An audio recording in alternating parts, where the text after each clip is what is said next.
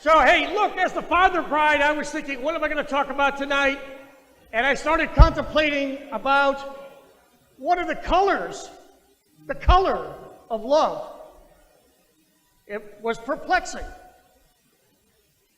And so before I did the proverbial, customary Google search that comes up with 154,222 responses to the topic, I had some flashbacks of my love for Caroline as a color. The first flashback, it was blue, but it wasn't UK blue. It was North Carolina blue. But it was these booties right here. The sonogram said that Caroline was going to be a boy. We were in the labor and delivery. The nurse came in, laid out the blanket, blue, Carolina blue, and the booties. And we were all excited, obviously. 2 sisters, now we had a brother. Kevin, Christopher, McCleary, the name was picked out.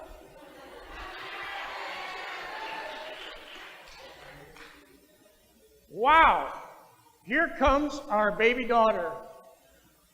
The staff quickly gathered up all of the blue blankets and booties, except for these, and replaced them with pink. I'm going to give these to Caroline now. But when she looked at me with those blue eyes, I said, it doesn't matter. We love this little girl.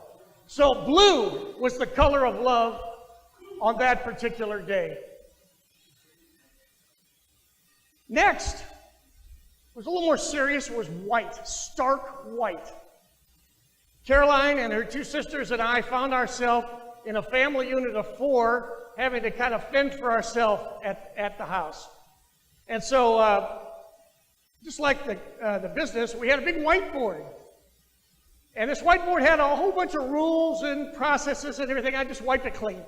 And I called the first family meeting between myself and the 3 kids. Caroline was 6 at the time. And it was that stark whiteboard, and now it was clean, wiped clean. And the 2 older sisters knew I was nervous about holding the first family meeting, serving 2 roles, mom and dad. And you could tell they were getting ready to say, oh yeah, what's going to happen here, right? And the first thing I did is I put house rules. I put rule number 1, be respectful, honest, and treat everybody you meet with dignity. And I said rule number 2, and they all braced. I said see number 1, and that was it. And it was that starkness of that whiteboard that stuck out in my mind when she was 6 years old, and I knew that love was going to hold this crew together while we embarked upon this new evolving journey of the McCleary family. The next was a very stark reminder of the color gray. We are blessed with being right next to the United States Naval Academy, not that we have the great young men and women from the Navy that graduate and are part of our community and our family, but it's also, interestingly enough, they lend it out to kids' soccer camps. So when you sign up for Navy soccer camp as a 10-year-old girl, you got to stay in the dormitory that the mids stay in. Took Caroline down, going to go to soccer camp, great. She said, but Dad, I just don't like to stay overnight anywhere but home. She said, I went into Dahlgren Hall, and everything's great. I said, well, it's a Navy. Everything's great, of course. She said, no, I'll go as long as you pick me up. We'll stay at home. It was a 3-day camp. I got back home, I called the counselor, and I said, I'm not picking this kid up. And that was one night that I stayed up all night. But the next morning, as you know what happened, she said she had the best time ever in that all-gray dormitory with gray walls and gray beds. And it was a breakthrough with Caroline being independent at the United States Naval Academy soccer camp. The one other interesting, and it was really a serious moment, Caroline, when she turned 16, she had her own savings account. We allocated some money to buy her car. It was good for me, too, because I got some independence from having to drive everywhere. She wanted a Jeep Patriot, but it had to be black. Had to be black, not gray, not white, black. Black car. We gave it to her during Christmas, and she was so appreciative, and it was emotional. It was an incredible. In fact, Grace had a picture of her hugging us when she got that car. Well, 1 week later, Caitlin called me. Hello, Dad? No one has been hurt. I said, oh my God. 1 week after she had this brand new car, someone sideswiped her, hit her, and I hung up the phone. Nobody hurt. Car had to be towed, but I hung up the phone and started crying. Why? Because I knew that she would be so upset that she had disappointed me by somehow damaging this car that we had planned so much over the last couple of months before Christmas to give her. Color of love at the time.